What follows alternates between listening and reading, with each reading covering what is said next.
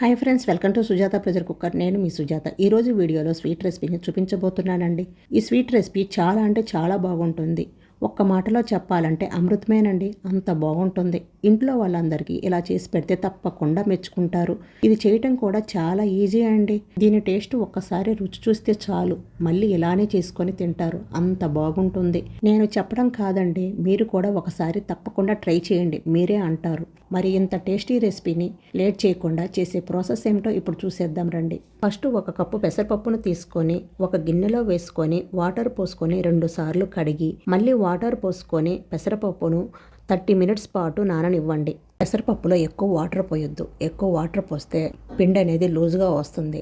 అంటే ఒక cup పెసరపప్పుకి 30 cup water పోసుకుంటే కరెక్ట్గా ఉంటుంది. ఫస్ట్ దానికోసం ఒక కప్పు లావుగా ఉండే సగ్గుబియ్యాన్ని తీసుకొని పక్కన పెట్టుకోండి. ఇప్పుడు ముందుగా స్టవ్ ఆన్ చేసి ప్యాన్లోకి 2 గ్లాసులు వాటర్ యాడ్ చేసుకొని వాటర్ కొంచెం మరిగిన తర్వాత అందులోకి 1 టేబుల్ స్పూన్ నెయ్యి వేసుకొని ఒకసారి కలుపుకొని తర్వాత 1 కప్ సగ్గుబియ్యం ఈ వాటర్లో వేసుకొని సగ్గుబియ్యం బాగా ఉడికే అంతవరకు ఉడికించండి. మనం నెయ్యి వేసాము గనుక అడుగు అంటకుండా ఒకదానికొకటి అంటుకోకుండా చక్కగా ఉడికిపోతాయండి. మంటను మీడియంలో పెట్టుకొని సగ్గుబియ్యాన్ని బాగా ఉడికించండి. ఈలోపు ముందుగా నానబెట్టిన పెసరపప్పు కూడా బాగా నానిపోయాయి చూడండి. ఇప్పుడు కుక్కర్లో ఈ వాటర్తో సహా వేసుకొని చిటికెడు ఉప్పు కూడా వేసుకొని ఉడికించండి. చూడండి, పప్పు అనేది ఇలా మెత్తగా ఉడకాలి, వాటర్ అనేది ఏమీ ఉండకూడదు. ఇలా ఉడికిన తర్వాత తీసి ఒక గిన్నెలో వేసుకొని 2 టేబుల్ స్పూన్లు తురిమిన బెల్లం వేసి బాగా కలుపుకోవాలండి. పిండి అనేది ఒకవేళ లూజ్ అయితే కొంచెం బియ్యం పిండి కలుపుకోండి. ఇలా మెత్తగా కలిపిన తర్వాత ఇలా చిన్న చిన్న ఉండలుగా చేసుకోవాలి, లేదా తాలికలుగానైనా చేసుకోవచ్చండి. ఇలా మొత్తం చేసుకున్న తర్వాత వీటిని పక్కన పెట్టుకోండి. ఈలోపు సగ్గుబియ్యం కూడా బాగా ఉడికిపోయాయి చూడండి, వాటర్లో ఉడికిపోయాయి చూశారు కదా. ఇప్పుడు ఇందులో 1 కప్పు తురిమిన బెల్లం వేసుకోండి.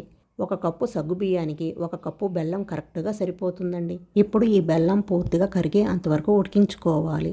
చూడండి, ఇలా బెల్లం పూర్తిగా కరిగిన తర్వాత ఇప్పుడు ఇందులో 1 కప్పు చిక్కటి పాలు అలాగే 1 కప్పు వాటర్ యాడ్ చేసుకోండి. వాటర్ బదులు మీరు మరో కప్పు పాలైనా యాడ్ చేసుకోవచ్చు. కాచి చల్లార్చిన పాలు యాడ్ చేసుకోండి. ఈ పాలు ఒక మరుగు వచ్చే అంతవరకు ఉడికించుకోవాలి. ఇప్పుడు ఇందులో చిటికెడు ఉప్పు యాడ్ చేసుకోండి. ఉప్పు వేయటం వలన టేస్ట్ ఇంకా బాగుంటుంది. చూశారు కదా, పాలు అన్నీ మరిగి చిక్కబడే అంతవరకు ఉడికించుకోవాలి. చూడండి, సగ్గుబియ్యం కూడా బాగా ఉడికిపోయాయి కదా. ఇప్పుడు ఇందులో ముందుగా ప్రిపేర్ చేసుకున్న పెసర ఉండలను ఇందులో వేసుకొని ఒకసారి కలుపుకొని తర్వాత 5 నిమిషాలు కదపకుండా మంటను మీడియంలో పెట్టుకొని ఉడికించుకోవాలి. చూశారు కదా, పాలు ఇలా దగ్గర పడిన తర్వాత ఇప్పుడు ఇందులో 1 టేబుల్ స్పూన్ యాలకుల పౌడర్ వేసుకొని లాస్ట్లో ఫ్రై చేసిన డ్రై ఫ్రూట్స్ని యాడ్ చేసుకొని ఒకసారి మొత్తం కలిపి స్టవ్ ఆఫ్ చేసుకొని ఇలా చేసి ఇంట్లో వాళ్ళకి సర్వ్ చేయండి, మిమ్మల్ని తప్పకుండా మెచ్చుకుంటారు. ఈ పాయసం ఒక్కసారి టేస్ట్ చూస్తే మళ్ళీ ఇలానే చేసుకొని తింటారు. ఈ పెసర ఉండలు ఉన్నాయి చూడండి, ఇవి తినే కొద్దీ సాఫ్ట్గా చాలా అంటే చాలా రుచిగా ఉంటాయి.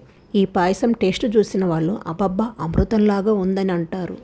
ఈ పాయసాన్ని ఫ్రిడ్జ్లో పెట్టి తినండి, నోట్లో వెన్నలా కరిగిపోతుంది. టేస్ట్ అనేది ఇంకా బాగుంటుందండి. మీరు కూడా ఒకసారి ఇలా ట్రై చేసి ఎలా వచ్చిందో తప్పకుండా కామెంట్ చేయండి. అలాగే ఒక లైక్ చేసి మీ ఫ్రెండ్స్ అండ్ రిలేటివ్స్కు షేర్ చేయండి. ఓకే ఫ్రెండ్స్, మరిన్ని రెసిపీస్ కోసం సుజాత ప్రెజర్ కుక్కర్ని తప్పకుండా సబ్స్క్రైబ్ చేసుకోండి. Thank you for watching.